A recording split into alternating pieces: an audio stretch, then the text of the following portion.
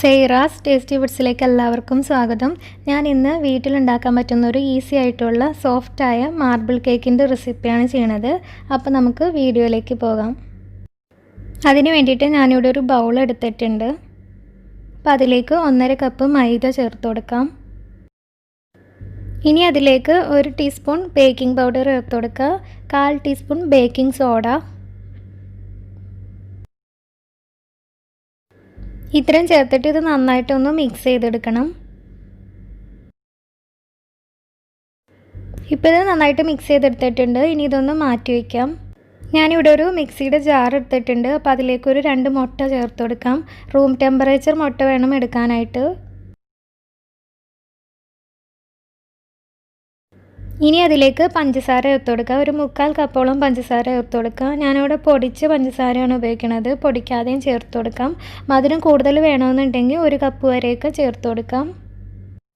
1/2 cup ഓയിലും കൂടി ചേർത്ത് കൊടുക്കുക. സൺഫ്ലവർ ഓയിലാണ് ചേർക്കുന്നത്. ഇനി ഒരു 3/4 കപ്പ് പാൽ ചേർത്ത് കൊടുക്കുക. അതും റൂം ടെമ്പറേച്ചറിലുള്ളത് വേണം ചേർത്തെടുക്കാനായിട്ട്. ഇനി ഇതെല്ലാം കൂടി ഒന്ന് അടിച്ചെടുക്കണം. ഇപ്പം ഞാനിത് അടിച്ചെടുത്തിട്ടുണ്ട്. ഇനി ഇതൊരു ബൗളിലായിട്ട് മാറ്റാം. ഞാനൊരു ബൗൾ എടുത്തിട്ടുണ്ട്. അപ്പോൾ അതിലേക്ക് ഒഴിച്ചു കൊടുക്കാം.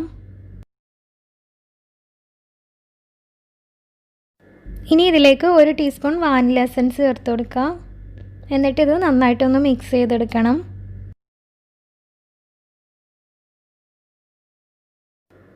ഇപ്പം നന്നായിട്ട് മിക്സായി വന്നിട്ടുണ്ട്. ഇനി അതിലേക്ക് നേരത്തെ റെഡിയാക്കി വെച്ചിട്ടുള്ള മൈദയുടെ മിക്സ് ചേർത്ത് കൊടുക്കുക. കുറേശ്ശെയായിട്ട് ചേർത്തിട്ട് വേണം മിക്സ് ചെയ്തെടുക്കാനായിട്ട്. ഒരേ ഡയറക്ഷനിൽ വേണം ഇത് മിക്സ് ചെയ്തെടുക്കാൻ. കുറേശ്ശെയായിട്ട് ചേർത്ത് കട്ടയില്ലാതെ നന്നായിട്ട് മിക്സ് ചെയ്തെടുക്കുക.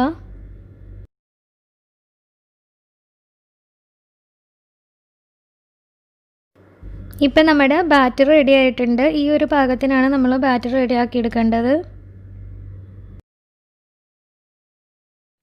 ഇനി ഈ ബാറ്ററിൻ്റെ പകുതി നമുക്ക് വേറൊരു ബൗളിലേക്ക് മാറ്റണം.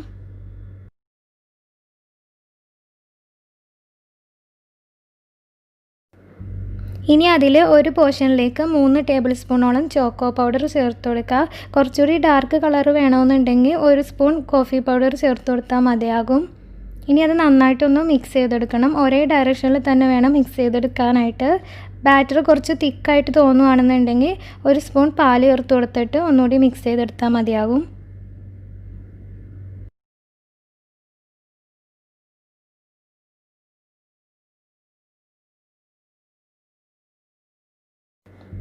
ഇപ്പോൾ നമ്മുടെ ബാറ്റർ റെഡി ആയിട്ടുണ്ട്. ഇനി ഇതെങ്ങനെയാണ് റെഡിയാക്കി എടുക്കാൻ നോക്കാം. അതിനുവേണ്ടി ഞാനിവിടെ ഒരു ട്രേ എടുത്തിട്ടുണ്ട്. അപ്പോൾ അതിൽ ഇതുപോലെ ഒരു ബട്ടർ പേപ്പർ വെച്ച് സെറ്റ് ചെയ്ത് വെച്ചിട്ടുണ്ട്. അപ്പോൾ ഇനി ഇതിൻ്റെ മുകളിൽ ബാറ്റർ ഒഴിച്ച് സെറ്റ് ചെയ്തെടുക്കാം. ആദ്യം റെഡിയാക്കി വെച്ചിട്ടുള്ള ബാറ്റർ ഒരു 2 ടേബിൾ സ്പൂണോളം ആദ്യം ഒഴിച്ച് കൊടുക്കുക.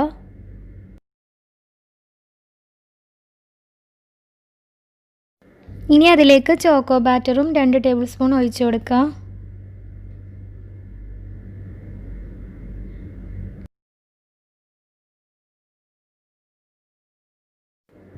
ഇതുപോലെ റിപ്പീറ്റ് ചെയ്യുക.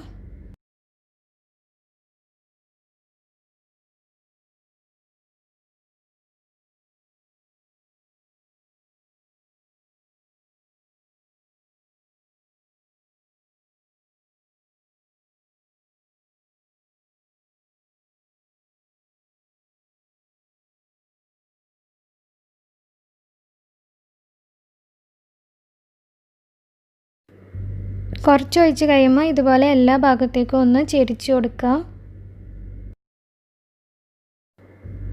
എന്നിട്ട് ബാക്കിയുള്ള ബാറ്റർ കൂടി ഒഴിച്ചു കൊടുക്കുക. ഇപ്പോൾ ബാറ്റർ മുഴുവനായിട്ട് ഒഴിച്ചിട്ടുണ്ട്. ഇനി ഇതൊന്ന് ബബിൾസ് പോകാനായിട്ടൊന്ന് ടാപ്പ് ചെയ്ത് കൊടുക്കുക. ഇനി ഇതിൽ ചെറിയൊരു ഡിസൈൻ വരച്ചു കൊടുക്കാം. നമുക്ക് ഇഷ്ടമുള്ള രീതിയിൽ വരച്ചു കൊടുക്കാം.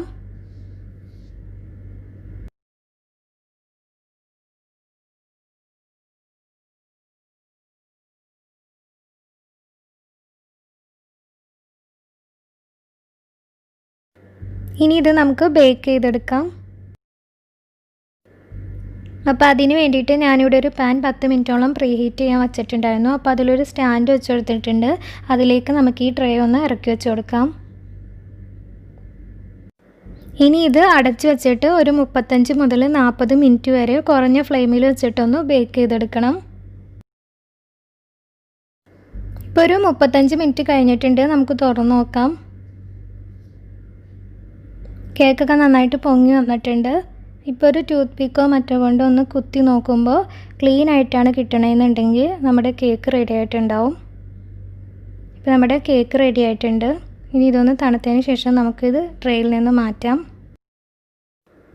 ഇപ്പോൾ കേക്ക് നന്നായിട്ട് തണുത്ത് വന്നിട്ടുണ്ട്. ഇനി ഇത് നമുക്ക് ട്രേയിൽ നിന്ന് മാറ്റാം. ഇനി ഇതിൻ്റെ ബട്ടർ പേപ്പർ ഒന്ന് പൊളിച്ച് കളയാം. അടിയൊക്കെ നല്ല പെർഫെക്റ്റ് ആയിട്ട് തന്നെ കിട്ടിയിട്ടുണ്ട്. ഇനി ഇത് നമുക്കൊന്ന് കട്ട് ചെയ്ത് നോക്കാം.